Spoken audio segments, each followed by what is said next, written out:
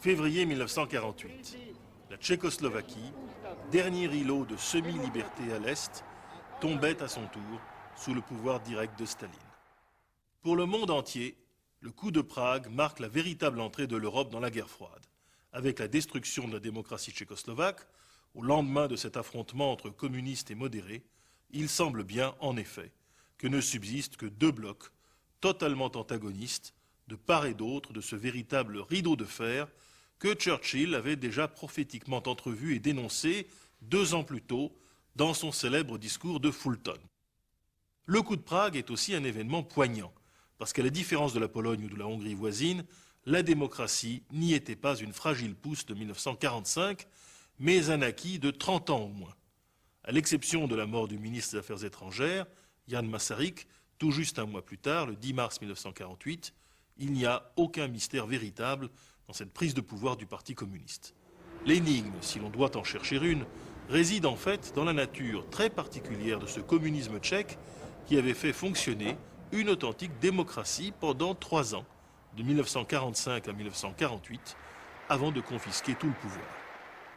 Comment, pendant ces 3 années, une telle attitude, relativement respectueuse du pluralisme, a-t-elle été possible, alors qu'au nord, au sud, à l'est et à l'ouest, communistes polonais, allemands, yougoslaves, hongrois et bien sûr soviétiques étaient déjà largement engagés dans l'établissement de régimes de contrainte, au mieux semi-dictatoriaux. Le communisme tchécoslovaque était en fait très différent, sans qu'il en soit pleinement conscient, de son modèle soviétique. Quelle est la nature de ce communisme tchèque? La société tchèque est dès le XIXe siècle l'une des plus démocratiques d'Europe centrale. La Slovaquie, longtemps soumise au régime seigneurial hongrois, présente certaines différences, mais se trouve entraînée par la suprématie tchèque dans le même mouvement.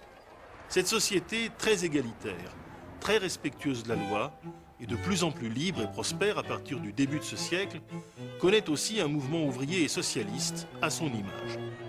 Dans l'entre-deux-guerres, le Parti communiste s'affirme très vite comme un parti de masse qui maintient cette tradition essentiellement réformiste et républicaine. À la Libération, le Parti communiste tchécoslovaque sort renforcé de l'épreuve. Sa grande popularité s'explique par plusieurs raisons. Tout d'abord, les communistes ont été courageux dans la résistance à l'occupation allemande de mars 1939 à mai 1945, la plus longue de toute l'Europe.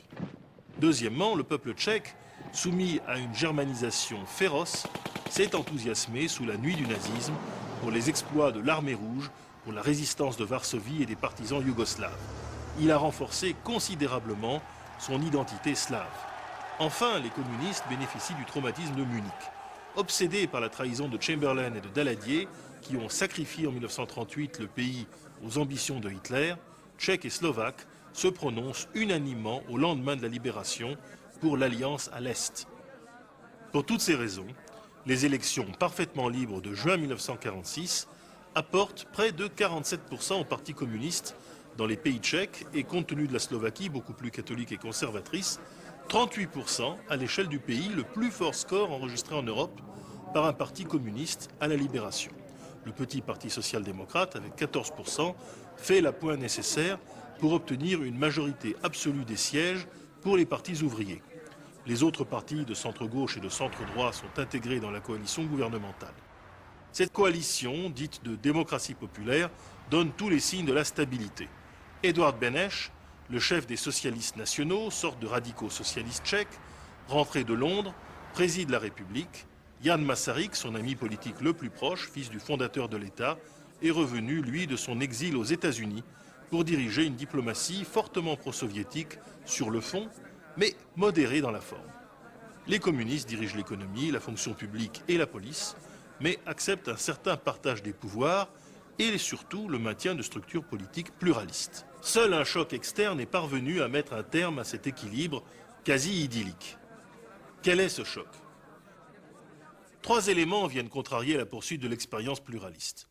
Tout d'abord, à l'Est, le cas tchèque faisait pendant au cas franco-italien à l'Ouest, où des communistes, un peu moins puissants, participaient à des gouvernements dirigés par des modérés, socialistes et démocrates chrétiens.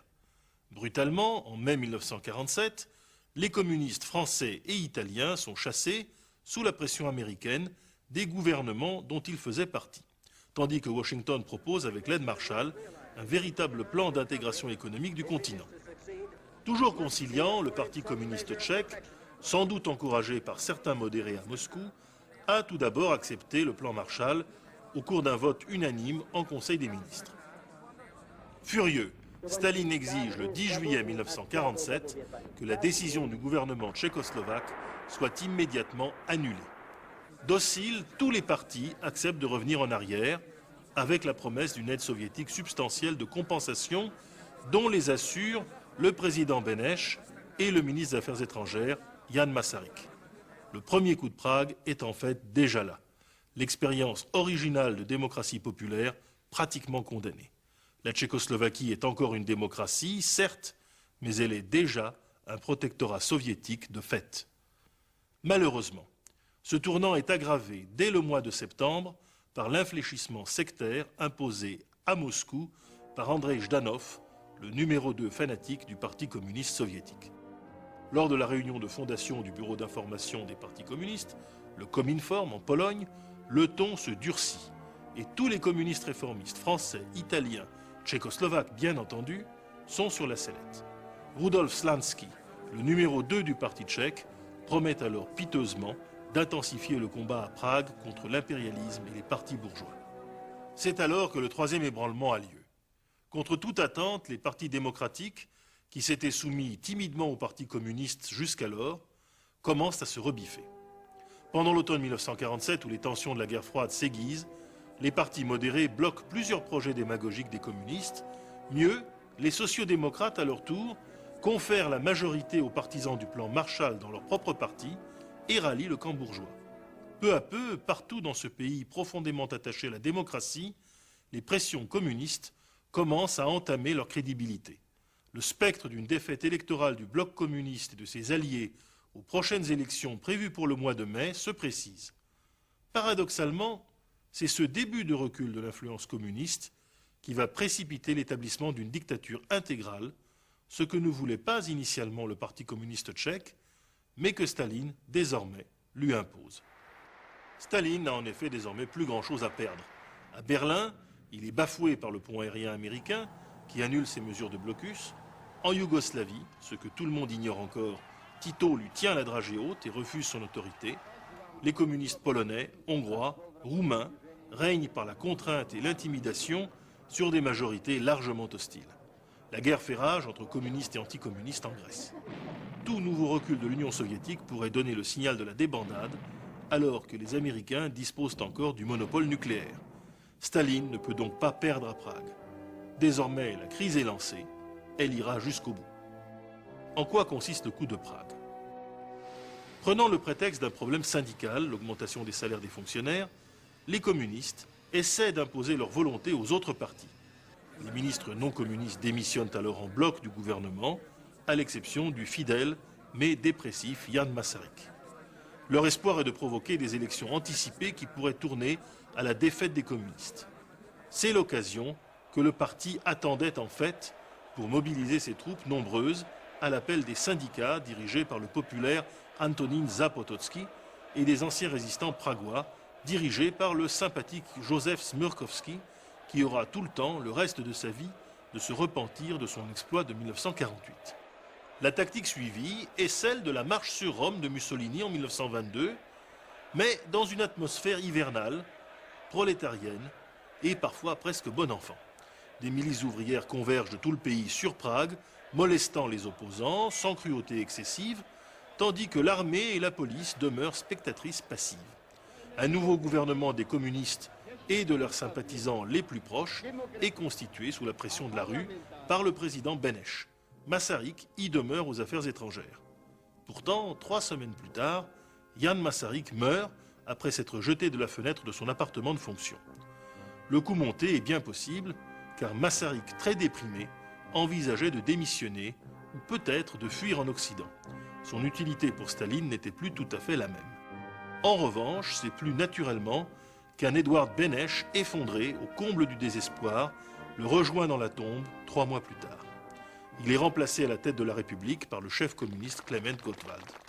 Le rideau est tombé, Le pays du brave soldat Švejk va maintenant rentrer dans l'intrigue d'un roman de Dostoïevski.